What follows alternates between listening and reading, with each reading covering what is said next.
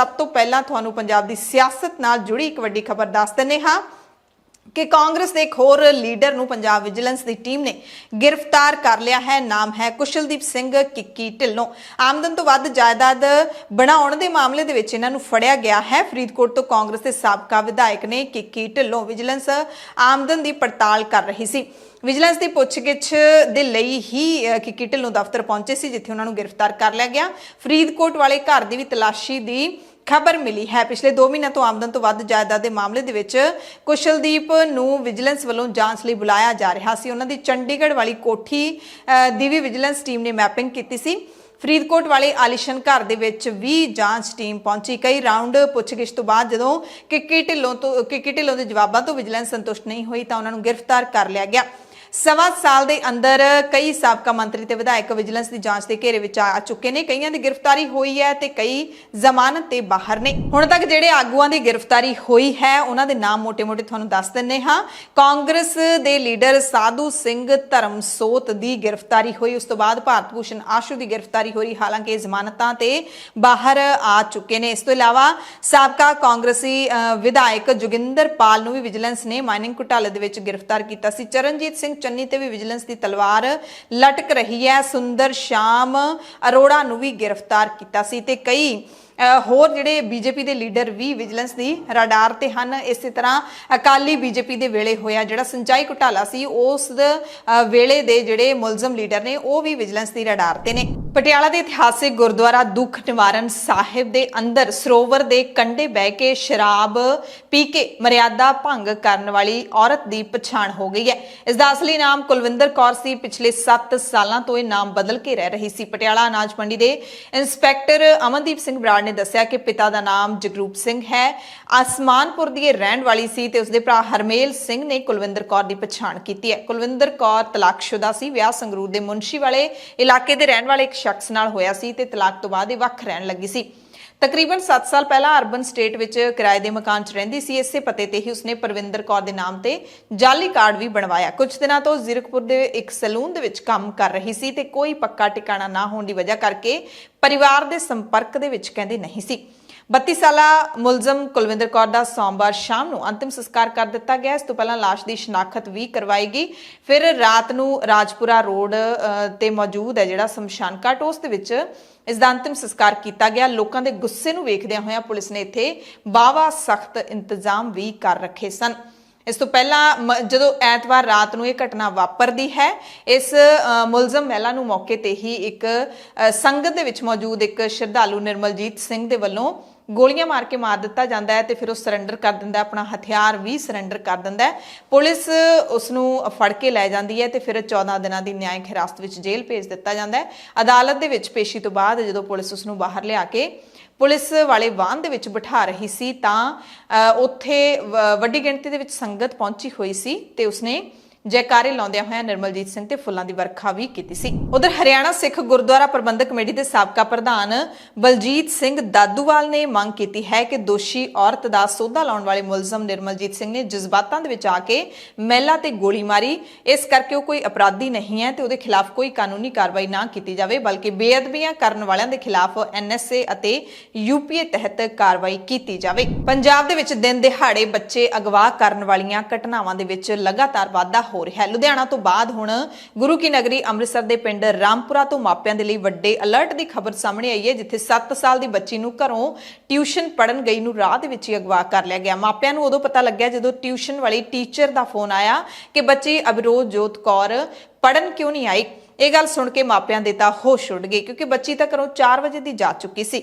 उन्होंने आले दुआले दे इलाके दे विच भाल शुरू कर दी। आंढ गुआंढ भी पता किया पर हर थां तो निराशा पल्ले पई। रात नूं परिवार ने पुलिस नूं इतलाह की तां जांच दौरान पुलिस के हत्थ एक CCTV लगी, जिस दे विच खुलासा होया कैमरे दे विच बच्ची एक बाइक सवार अते एक महिला दे विचाले बैठी हुई नजर आई है। इस तो बाद पुलिस ने पिंड रामपुरा नूं सील कर दिता। हरेक घर की तलाशी लई जा रही है। पुलिस नूं उम्मीद है कि बच्ची पिंड तो बाहर नहीं गई होवेगी। बच्ची की photo bus stand railway station जनतक थावां ते भी ला दी गई है। सिविल ड्रैस दे विच भी पुलिस तैनात की गई है ताकि बच्ची का कोई सुराग मिल सके। ਇਸ ਦਰਮਿਆਨ ਬੱਚੀ ਦੇ ਪਿਤਾ ਦਾ ਵੀ ਬਿਆਨ ਆਇਆ ਹੈ। 7 ਸਾਲ ਦੀ ਅਬਰੋਜਜੋਤ ਕੌਰ ਦੇ ਪਿਤਾ ਦੇ 2 ਵਿਆਹ ਹੋਏ ਨੇ। ਪਿਤਾ ਨੇ ਦੱਸਿਆ ਕਿ ਉਸਦੀ ਪਹਿਲੀ ਪਤਨੀ ਬੱਚਿਆਂ ਨੂੰ ਘਰੋਂ ਬਾਹਰ ਮਿਲਣ ਆਉਂਦੀ ਸੀ ਤੇ ਹਰੇਕ ਵਾਰ ਉਹਦੀ ਇਹੀ ਮੰਗ ਹੁੰਦੀ ਸੀ ਕਿ ਉਹ ਬੱਚਿਆਂ ਨੂੰ ਲੈ ਜਾਵੇ। ਪਤੀ ਨੇ ਆਪਣੀ ਪਹਿਲੀ ਪਤਨੀ ਤੇ ਹੀ ਸ਼ੱਕ ਜਤਾਇਆ ਹੈ। ਅਬਰਜੋਤ ਕੌਰ ਦੀ ਇੱਕ ਛੋਟੀ ਭੈਣ ਹੈ। ਜਦੋਂ ਤੋਂ ਬੱਚੀ ਗਾਇਬ ਹੋਈ ਹੈ, ਜ਼ਾਹਿਰ ਤੌਰ ਤੇ ਪੂਰੇ ਪਰਿਵਾਰ ਦਾ ਰੋ ਰੋ ਕੇ ਬੁਰਾ ਹਾਲ ਹੈ। ਖਾਸ ਕਰਕੇ ਦਾਦੇ ਦਾ ਜ਼ਿਆਦਾ ਬੁਰਾ ਹਾਲ ਹੈ ਕਿਉਂਕਿ ਉਸ ਦਾ ਆਪਣੀ ਪੋਤੀ ਦੇ ਨਾਲ ਬਹੁਤ ਪਿਆਰ ਸੀ। ਖਬਰਾਂ ਪੜਨ ਤੱਕ ਇਸ ਮਾਮਲੇ ਦੇ ਵਿੱਚ ਕੋਈ ਅਪਡੇਟ ਨਹੀਂ ਆਈ ਸੀ। ਉੱਤਰਾਖੰਡ ਸੂਬੇ ਦੀਆਂ ਉੱਚੀਆਂ ਪਹਾੜੀਆਂ ਤੇ ਸਥਿਤ ਮਨਮੋਹਕ ਅਸਥਾਨ ਸ਼੍ਰੀ ਹੇਮਕੁੰਟ ਸਾਹਿਬ ਦੇ ਕਿਵਾੜ 20 ਮਈ ਨੂੰ ਖੋਲ ਦਿੱਤੇ ਜਾਣਗੇ ਤੇ ਪਹਿਲਾ ਜਥਾ 17 ਮਈ ਨੂੰ ਰਵਾਨਾ ਹੋਵੇਗਾ। ਇਸ ਦੀ ਜਾਣਕਾਰੀ ਸ਼੍ਰੀ ਹੇਮਕੁੰਟ ਸਾਹਿਬ ਟਰਸਟ ਦੇ ਚੇਅਰਮੈਨ ਨਰਿੰਦਰਜੀਤ ਸਿੰਘ ਬਿੰਦਰਾ ਨੇ ਦਿੱਤੀ ਹੈ। ਉਹਨਾਂ ਨੇ ਕੁਝ ਖਾਸ ਤਸਵੀਰਾਂ ਵੀ ਭੇਜੀਆਂ ਨੇ ਜਿਨ੍ਹਾਂ ਦੇ ਵਿੱਚ ਦੇਖਿਆ ਜਾ ਸਕਦਾ ਹੈ ਕਿ ਸ਼੍ਰੀ ਹੇਮਕੁੰਟ ਸਾਹਿਬ ਦੇ ਆਲੇ ਦੁਆਲੇ ਤੋਂ ਬਰਫ਼ ਹਟਾਉਣ ਦਾ ਕੰਮ ਜ਼ੋਰ ਸ਼ੋਰ ਦੇ ਨਾਲ ਚੱਲ ਰਿਹਾ ਹੈ।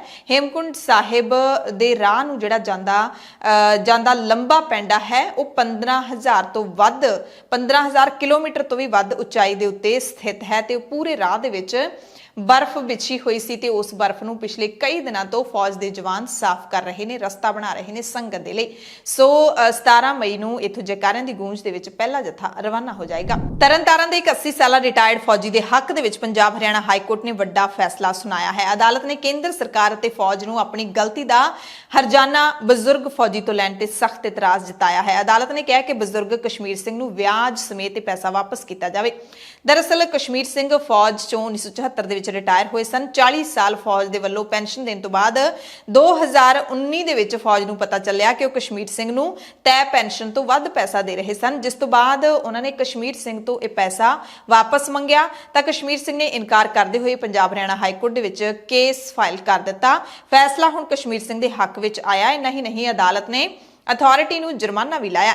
ਜੱਜ JS ਪੁਰੀ ਨੇ ਫੈਸਲਾ ਸੁਣਾਉਂਦੇ ਹੋਏ ਕਿਹਾ ਕਿ 40 ਸਾਲਾਂ ਬਾਅਦ ਅਥਾਰਟੀ ਨੂੰ ਪਤਾ ਲੱਗਿਆ ਕਿ ਜ਼ਿਆਦਾ ਪੈਨਸ਼ਨ ਦੇ ਰਹੇ ਨੇ ਤੇ ਹੁਣ ਪੈਸੇ ਨੂੰ ਵਾਪਸ ਮੰਗਣ ਦਾ ਉਹਨਾਂ ਨੂੰ ਕੋਈ ਅਧਿਕਾਰ ਹੀ ਨਹੀਂ ਹੈ। ਆਪਣੀ ਗਲਤੀ ਦੀ ਸਜ਼ਾ ਉਹ ਕਿਸੇ ਦੂਜੇ ਤੇ ਕਿਵੇਂ ਥੋਪ ਸਕਦੇ ਨੇ।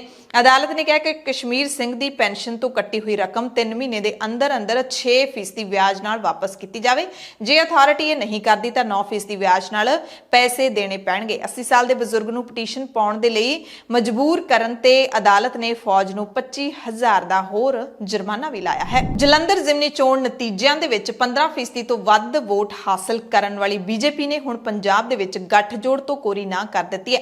ਕੇਂਦਰੀ ਮੰਤਰੀ ਹਰਦੀਪ ਸਿੰਘ ਪੁਰੀ ਨੇ ਅਕਾਲੀ ਬੀਜੇਪੀ ਗੱਠਜੋੜ ਨੂੰ ਲੈ ਕੇ ਵੱਡਾ ਬਿਆਨ ਦਿੱਤਾ ਹੈ। ਪੁਰੀ ਨੇ ਕਿਹਾ ਕਿ ਬੀਜੇਪੀ ਨੂੰ ਪੰਜਾਬ ਦੇ ਵਿੱਚ ਗੱਠਜੋੜ ਦੀ ਕੋਈ ਲੋੜ ਨਹੀਂ ਹੈ। ਬੀਜੇਪੀ ਨੂੰ ਅਕਾਲੀ ਦਲ ਦੇ ਨਾਲ ਗੱਠਜੋੜ ਕਹਿੰਦੇ ਹਮੇਸ਼ਾ ਮਹਿੰਗਾ ਪਿਆ। ਸ਼੍ਰੋਮਣੀ ਅਕਾਲੀ ਦਲ ਦੇ ਨਾਲ ਗੱਠਜੋੜ ਕਰਕੇ ਤਾਂ ਕਹਿੰਦੇ ਸਾਨੂੰ ਨੁਕਸਾਨ ਹੀ ਹੋਇਆ, ਕੱਲੇ ਚੋਣ ਲੜ ਕੇ ਸਾਨੂੰ ਫਾਇਦਾ ਹੋਇਆ, ਕੱਲੇ ਚੋਣ ਲੜ ਕੇ ਅਸੀਂ ਪੈਰਾਂ ਸਿਰ ਖੜੇ ਹੋਏ ਆ। ਨਹੀਂ ਸਾਨੂੰ ਤਾਂ ਬੜਾ ਚੰਗਾ ਪਿਆ ਕੱਲਾ ਲੜਨਾ। ਨਹੀਂ ਮੈਂ ਦੱਸ ਰਿਹਾ ਮੇਰੇ ਕੋ ਮਨੂੰ 60 ਬੂਥ ਦੀ ਦਿੱਤੀ ਗਈ। ਜਦੋਂ ਮੈਂ ਉੱਥੇ ਗਿਆ ਸਾਡੀ ਪਾਰਟੀ ਤਾਂ ਕਦੀ ਲੜੀ ਨਹੀਂ ਸੀ ਨਾ ਜਲੰਧਰ, ਇਸੇ ਜ਼ਮੀਨ ਤੇ ਤਾਂ ਸਾਡੀ ਕੋਈ ਪਕੜ ਸੀਗੀ ਹੀ ਨਹੀਂ, ਸਾਡੇ ਲੋਕ ਵੀ ਨਹੀਂ ਸੀਗੇ। ਮੈਨੂੰ ਬੜੀ ਖੁਸ਼ੀ ਹੈ 60 ਬੂਥ ਵਿੱਚੋਂ ਪਤਾ ਨਹੀਂ 27-28 ਤੇ ਅਸੀਂ ਨੰਬਰ 1 ਆਇਆ, ਬਾਕੀ 16-18 ਚ ਅਸੀਂ ਨੰਬਰ 2 ਆਇਆ। ਜਿੱਥੇ ਵੀ ਕੋਈ 2 ਵੋਟ ਕਿਸੇ 4 ਵੋਟ ਤੇ ਮਤਲਬ ਅਸੀਂ ਆਪਣੇ ਪੈਰ ਤੇ ਖੜਾ ਹੋਣਾ ਸਿੱਖ ਰਿਹਾ ਤੇ ਸਾਡੇ ਵਾਸਤੇ ਤਾਂ ਬਹੁਤ ਚੰਗਾ ਹੈ। ਪਰ ਇਹਦੀ ਚਿੰਤਾ ਹੋਰਾਂ ਨੂੰ ਕਰਨੀ ਚਾਹੀਦੀ ਹੈ, ਸਾਨੂੰ ਨਹੀਂ। ਸਾਡੇ ਵਾਸਤੇ ਤੇ ਮੈਂ ਤਾਂ ਸ਼ੁਰੂ ਤੋਂ ਕਹਿ ਰਿਹਾ ਕਿ ਜਿਹੜਾ ਗਠਬੰਧਨ ਸੀ ਸਾਨੂੰ ਬੜਾ ਮਹਿੰਗਾ ਪਿਆ ਸੀ, ਹੋਰ ਕੋਈ ਕਾਰਨ ਨਹੀਂ। ਕਿਉਂਕਿ ਗਠਬੰਧਨ ਵਿੱਚ ਅਸੀਂ ਜੂਨੀਅਰ ਪਾਰਟਨਰ ਸੀਗੇ। 117 ਅਗਰ ਅਸੈਂਬਲੀ ਸੀਟਾਂ ਹੈਗੀਆਂ ਸੀ, ਸਿਰਫ 23 ਲੜਦੇ ਸੀਗੇ। ਹੁਣ ਅਸੀਂ ਲੜਾਂਗੇ, ਸਾਡਾ ਸੰਗਠਨ ਬਣੇਗਾ, ਸਾਡੀ ਜਿਹੜੀ ਵਿਚਾਰਧਾਰਾ ਹੈਗੀ, ਜਿਹੜਾ ਵਿਕਾਸ ਦਾ ਕੰਮ ਹੈਗਾ ਉਹ ਹੋਏਗਾ। ਨਹੀਂ ਸਾਨੂੰ ਤਾਂ ਬੜਾ ਚੰਗਾ ਪਿਆ ਕੱਲਾ ਲੜਨਾ। ਸੋ ਬੀਜੇਪੀ ਦੇ ਵੱਡੇ ਲੀਡਰ ਦਾ ਜਿਹੜਾ ਇਹ ਬਿਆਨ ਹੈ ਉਹ ਕਿਤੇ ਨਾ ਕਿਤੇ ਸ਼੍ਰੋਮਣੀ ਅਕਾਲੀ ਦਲ ਦੇ ਲਈ ਵੱਡਾ ਝਟਕਾ ਹੈ, ਕਿਉਂਕਿ ਜਿਹੜੇ ਸ਼੍ਰੋਮਣੀ ਅਕਾਲੀ ਦਲ ਦੇ ਸਰਪ੍ਰਸਤ ਪ੍ਰਕਾਸ਼ ਸਿੰਘ ਬਾਦਲ ਦੇ ਦੇਹਾਂਤ ਤੋਂ ਬਾਅਦ ਕਿਤੇ ਨਾ ਕਿਤੇ ਅਕਾਲੀ ਬੀਜੇਪੀ ਦੇ ਮੁੜ ਗੱਠਜੋੜ ਦੀ ਚਰਚਾ ਹੋਣ ਲੱਗੀ ਸੀ ਤੇ ਅੰਦਰ ਸ਼ਾਇਦ ਦੋਵਾਂ ਤਰ੍ਹਾਂ ਦੇ ਲੀਡਰ ਵੀ ਇਸ ਗੱਠਜੋੜ ਨੂੰ ਮੁੜ ਤੋਂ ਚਾਹੁਣ ਲੱਗੇ ਹੋ ਸਕਦੇ ਨੇ। ਪਰ ਲਗਾਤਾਰ ਹੁਣ ਬੀਜੇਪੀ ਦੇ ਲੀਡਰ ਨੇ ਜਿਹੜੇ ਜਾਂ ਅਕਾਲੀ ਦਲ ਦੇ ਲੀਡਰ ਹੋਣ ਉਹ ਇਸ ਗੱਠਜੋੜ ਨੂੰ ਮੁੜ ਤੋਂ ਹੋਣ ਦੀ ਸੰਭਾਵਨਾ ਤੋਂ ਇਨਕਾਰ ਕਰ ਰਹੇ ਨੇ। ਹਾਲਾਂਕਿ ਸਿਆਸਤ ਦੇ ਵਿੱਚ ਕਦੋਂ ਕੀ ਹੋ ਜਾਏ, ਕਦੋਂ ਕੀ ਸਮਝੌਤਾ ਹੋ ਜਾਏ, ਕੁਝ ਵੀ ਪਤਾ ਨਹੀਂ ਲੱਗਦਾ। ਸਭ ਤੋਂ ਅਹਿਮ ਖਬਰ ਸਾਊਦੀ ਅਰਬ ਤੋਂ ਹੈ ਟੂਰਿਸਟ ਵੀਜ਼ੇ ਤੇ ਸਾਊਦੀ ਅਰਬ ਜਾਣ ਵਾਲੇ ਲੋਕ ਹੱਜ ਦੌਰਾਨ ਹੱਜ ਤੇ ਉਮਰਾ ਦੋਵੇਂ ਇਕੱਠੇ ਨਹੀਂ ਕਰ ਸਕਣਗੇ। ਹੱਜ ਤੇ ਉਮਰਾ ਮੰਤਰਾਲੇ ਨੇ ਕਿਹਾ ਕਿ ਟੂਰਿਸਟ ਵੀਜ਼ਾ ਵਾਲੇ ਲੋਕਾਂ ਨੂੰ ਹੱਜ ਦੌਰਾਨ ਹੱਜ ਤੇ ਉਮਰਾ ਕਰਨ ਦੀ ਇਜਾਜ਼ਤ ਨਹੀਂ ਦਿੱਤੀ ਜਾਏਗੀ। 90 ਦਿਨ ਦਾ ਟੂਰਿਸਟ ਵੀਜ਼ੇ ਵਾਲੇ ਲੋਕਾਂ ਨੂੰ ਸਿਰਫ ਉਮਰਾ ਕਰਨ ਦੀ ਇਜਾਜ਼ਤ ਹੈ, ਪਰ ਉਹ ਹੱਜ ਦੇ ਸਮੇਂ ਦੌਰਾਨ ਅਜਿਹਾ ਨਹੀਂ ਕਰ ਸਕਦੇ। ਮੰਤਰਾਲੇ ਨੇ ਸੈਲਾਨੀਆਂ ਨੂੰ ਨਿਯਮਾਂ ਦੀ ਪਾਲਣਾ ਕਰਨ ਤੇ ਵੀਜ਼ੇ ਦੀ ਮਿਆਦ ਖਤਮ ਹੁੰਦੇ ਹੀ ਇੱਥੋਂ ਜਾਣ ਲਈ ਕਿਹਾ ਹੈ। ਇਸ ਦੇ ਨਾਲ ਹੀ ਸਾਊਦੀ ਅਰਬ ਨੇ ਸੋਮਵਾਰ ਨੂੰ ਯਾਨੀ ਕਿ ਕੱਲ ਇੱਕ ਨਿਯਮ ਵੀ ਬਣਾਇਆ ਕਿ ਮੱਕਾ ਦੇ ਵਿੱਚ ਦਾਖਲ ਹੋਣ ਲਈ ਵਾਹਨ ਤੇ ਵਿਅਕਤੀ ਦੋਵਾਂ ਨੂੰ ਪਰਮਿਟ ਦੀ ਲੋੜ ਹੋਏਗੀ। ਮੱਕਾ ਦੇ ਵਿੱਚ 26 ਜੂਨ ਤੋਂ ਹੱਜ ਯਾਤਰਾ ਸ਼ੁਰੂ ਹੋਣ ਦੀ ਸੰਭਾਵਨਾ ਹੈ। ਇਹ ਤਾਰੀਖ ਬਦਲ ਵੀ ਸਕਦੀ ਹੈ ਕਿਉਂਕਿ ਇਸ ਦਾ ਅਧਿਕਾਰਿਤ ਤੌਰ ਤੇ ਹਾਲੇ ਐਲਾਨ ਨਹੀਂ ਕੀਤਾ ਗਿਆ।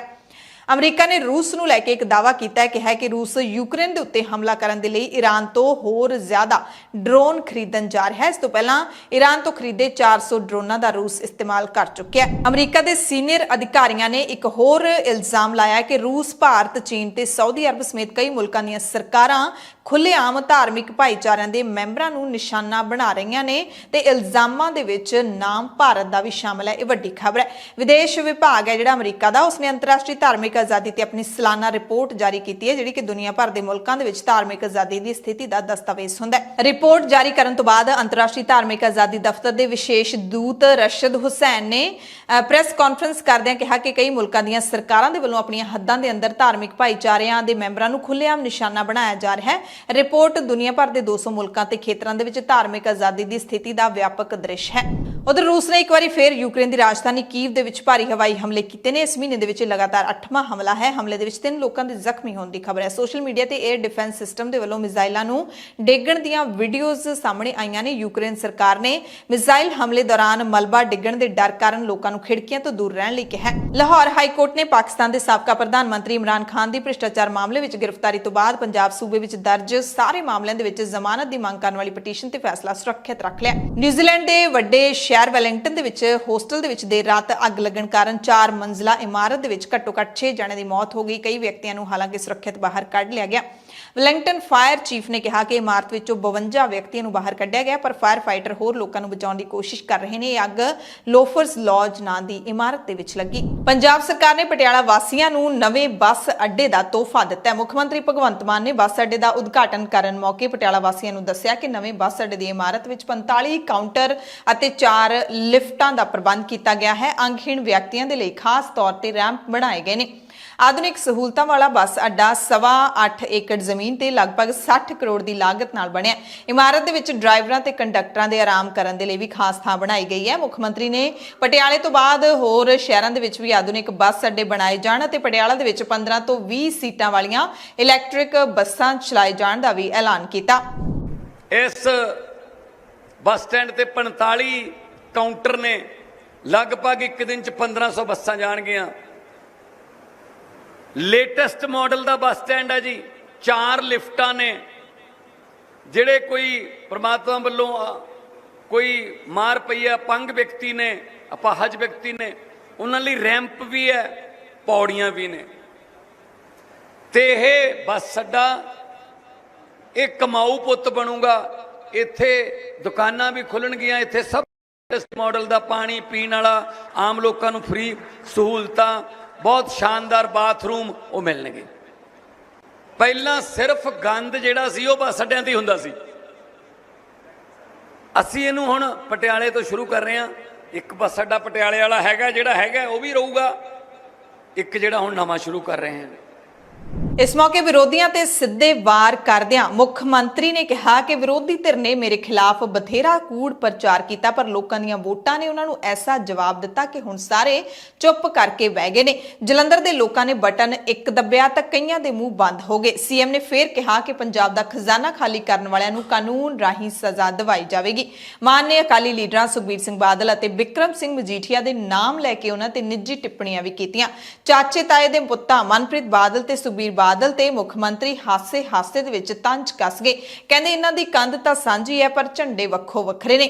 ਉਧਰ ਕਾਦੀਆਂ ਦੇ ਵਿੱਚ ਵੀ ਕਹਿੰਦੇ ਬਾਜਵਾ ਸਾਹਿਬ ਦੇ ਘਰ ਦੀਆਂ 2 ਮੰਜ਼ਲਾਂ ਨੇ ਪਰ ਵੱਖ-ਵੱਖ ਪਾਰਟੀਆਂ ਦੇ ਝੰਡੇ ਝੂਲਦੇ ਨੇ। ਕਹਿੰਦੇ ਹੁਣ ਇਹ ਸਾਨੂੰ ਦੱਸਣਗੇ ਕਿ ਪੰਜਾਬ ਨੂੰ ਕਿਵੇਂ ਚਲਾਉਣਾ। ਉਹ ਤਾਂ ਇੱਕ ਦੂਜੇ ਦੀ ਲੱਤਾਂ ਖਿੱਚਦੇ ਫਿਰਦੇ ਆ। ਸੋ ਇਸ ਕਰਕੇ ਹੁਣ ਕਿੱਧਰ ਗਏ ਹੋ? ਬੋਲਦੇ ਕਿਉਂ ਨਹੀਂ ਹੁਣ? ਪਹਿਲਾਂ ਜੋ ਕੂੜ ਪ੍ਰਚਾਰ ਮੇਰੇ ਵਿਰੁੱਧ ਜਿਹੜਾ ਆਉਂਦਾ ਭਗਵੰਤ ਮਾਨ ਨੂੰ ਗਾਲਾਂ ਕੱਢਣ ਲੱਗ ਜਾਓ। ਤੇ ਫਿਰ ਮੇਰੇ ਵਿਰੁੱਧ ਮੈਂ ਤਾਂ ਗਾਲਾਂ ਦਾ ਕਦੇ ਜਵਾਬ ਦਿੱਤਾ ਨਹੀਂ।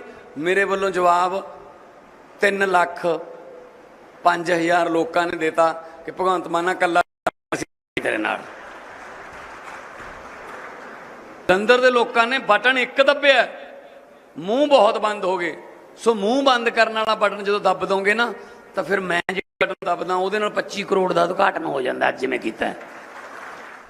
ਮੁੱਖ ਮੰਤਰੀ ਮਾਨ ਨੇ ਦੱਸਿਆ ਕਿ ਬੁੱਧਵਾਰ ਨੂੰ ਜਲੰਧਰ ਦੇ ਵਿੱਚ ਹੋਣ ਵਾਲੀ ਕੈਬਨਿਟ ਮੀਟਿੰਗ ਦੇ ਵਿੱਚ ਆਮ ਲੋਕਾਂ ਦੀਆਂ ਮੁਸ਼ਕਿਲਾਂ ਵੀ ਸੁਣੀਆਂ ਜਾਣਗੀਆਂ। ਇੱਧਰ ਸੀਟ ਜਿੱਤ ਜਾਂਦੇ ਹਾਂ, ਦੁੱਗਣਾ ਚੌਗਣੇ ਹੌਸਲੇ ਨਾਲ ਕੰਮ ਕਰੂੰਗਾ। ਉਸੇ ਦੁੱਗਣੇ ਹੌਸਲੇ ਨਾਲ ਕੰਮ ਕਰ ਰਹੇ ਹਾਂ। ਹਜੇ ਸਾਡੇ ਐਮਪੀ ਨੇ ਜਲੰਧਰ ਤੋਂ ਸਹੁੰ ਨਹੀਂ ਚੱਕੀ। ਕੱਲ ਨੂੰ ਕੈਬਨਿਟ ਉੱਥੇ ਰੱਖ ਕੇ ਪੂਰੀ ਸਰਕਾਰ ਜਿਹੜੀ ਹੈ ਜਲੰਧਰ ਬੈਠੂ। ਜੋ ਮਹੀਨੇ ਡੇਢ ਮਹੀਨੇ ਸਾਨੂੰ ਮੰਗ ਪੱਤਰ ਮਿਲੇ, ਕੱਲੇ ਮੰਗ ਪੱਤਰ ਦਾ ਉਹਨਾਂ ਨਾਲ ਗੱਲ ਕਰਕੇ ਉਹਦਾ ਪੂਰਾ ਕਰਾਂਗੇ ਜੀ।